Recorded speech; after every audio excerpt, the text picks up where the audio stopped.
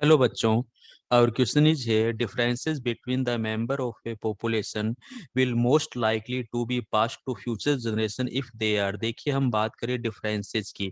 Differences को हम सीधे शब्दों के अंदर क्या कह सकते हैं? वेरिएशन कह सकते हैं।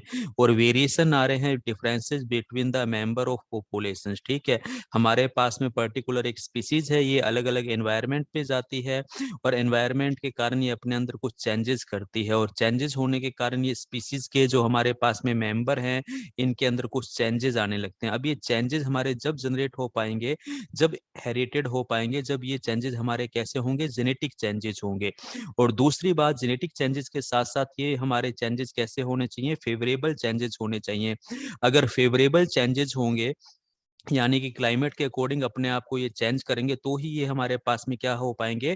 एग्जिस्ट हो पाएंगे, यानी कि इनके अंदर रिप्रोडक्शन हो पाएगा।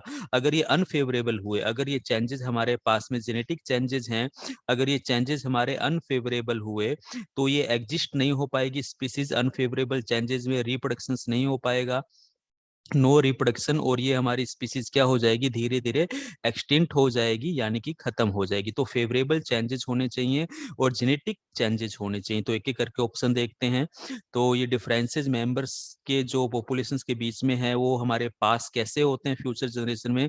Due to genetic changes and result in unfavourable. देखिए, अनफेवरेबल होंगे तो ये एग्जिस्ट नहीं हो पाएंगे, नो रिप्रोडक्शन। ठीक है, हमारा डिस्ट्रॉय हो जाएगा स्पीसीज धीरे धीरे। Due to genetic changes and result in favourable variations, yes, ये बिल्कुल राइट ऑप्शन जाता है। No due to genetic changes, genetic changes के बिना तो हमारा आगे पास ही नहीं हो सकता फ्यूचर जनरेशन में। तो सीओडी तो वैसे ही हमारे स्टेटमेंट गलत हो गए, और फर्स्ट इसलिए गलत हुआ क्योंकि अनफेवरेबल वेरिएशन है।